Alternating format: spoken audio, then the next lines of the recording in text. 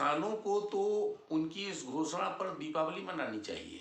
बाप रे बाप, भाई साहब रणजीत बहादुर श्रीवास्तव ने तो किसानों को दीपावली मनाने की सलाह दे दी। और उधर भाई साहब कल संसद में देश के प्रधानमंत्री नरेंद्र मोदी ने एक बात साफ कर दी कि कृषि कानून को वापस नहीं लिया जाएगा, चाहे जो हो जाए, और किसानों को आंदोलन खत्म कर देना चाहिए। इधर भाई साहब सुबह होते ही रणजीत बहादुर श्रीवास्तव का बयान आता है, क्या कह रहे हैं सुनिए जरा।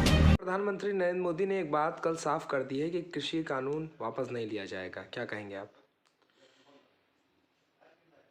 पूरा देश इसी का इंतजार कर रहा था। किसानों को तो उनकी इस घोषणा पर दीपावली मनानी चाहिए।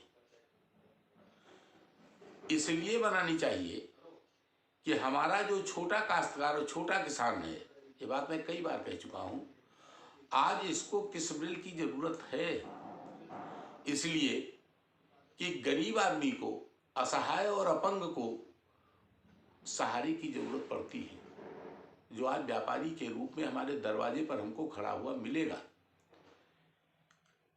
ये जो बहकाने वाले लोग हैं, वो चाहे पश्चिमी उत्तर प्रदेश से कुछ लोग आते हों, चाहे हरियाणा के कुछ लोग आते हों, या पंजाब से कुछ लोग आते हों, ये पूरे प्रदेश नहीं है, वहाँ के कुछ लोग हैं जो एमएसपी के नाम पर किसानों को बरगला रहे हैं। एमएसपी कानून बने, बुरी बात नहीं है, लेकिन एमएसपी जब कानून बन करके धान या गेहूं हमारा खरीदा जाएगा या खाद्यान्न खरीदा जाएगा तो उसकी क्वालिटी भी तो मांगी जाएगी। रणजीत बहादुर श्रीवास्तव ने तो भाई साहब क्वालिटी के साथ साथ उदाहरण भी दे दिया, और किसानों को तो ये भी कह रहे थे कि आकर के उत्तर प्रदेश के एक दो खेतों में आंसुओं की बाढ़ ला दें, जिससे भाई साहब खेती हो जाएगी, बकायदा फसल लहराने लगेगी। और साथ में देश के प्रधानमंत्री नरेंद्र मोदी की तारीफ कर डाली, सुनिएगा जरा।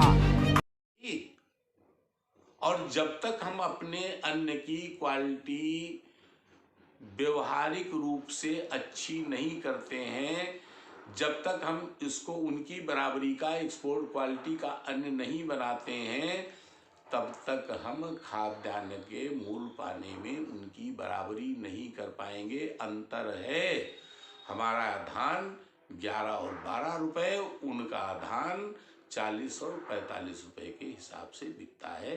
ये अंतर निकल रहा है, और इसीलिए मैं चाहता हूं, ये जो किसान नेता सर बॉर्डर पर बैठ करके आंसू बहा रहे हैं, मैं उनको न्योता देता हूं आंसू बहाने के लिए।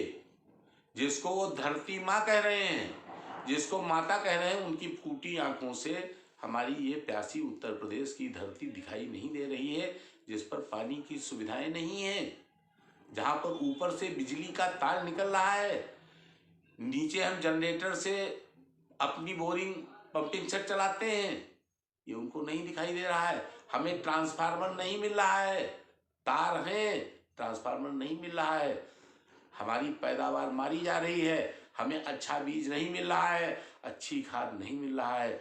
मैं बताना चाहूँगा, जिसको तुम धरती माता कहते हो, ये कुपोषित है, ये कुपोषित है। इस माँ की कोख से अच्छा बच्चा पैदा करने की उम्मीद नहीं की जा सकती, जब तक इसकी कोख को पोषित नहीं किया जाएगा। और मोदी जी हमारी इस धरती माता का पोषण करना चाहते हैं, और जब धरती माता का पोषण होगा तो उसके पुत्र किसान का पोषण होगा।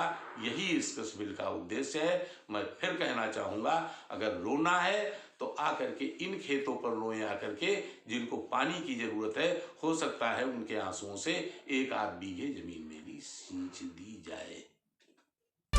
बस कीजिए रणजीत बहादुर जी, बस कीजिए, वरना हमारे आंखों से आंसुओं की बाढ़ आ जाएगी। वैसे भाई साहब इनके भाषणों पर जरा गौर फरमाइएगा, विचार विमर्श कीजिएगा। पर फिलहाल बाराबंकी जनपद समेत उत्तर प्रदेश के लिए एबीएन न्यूज़ 24 की प्यारा रिपोर्ट।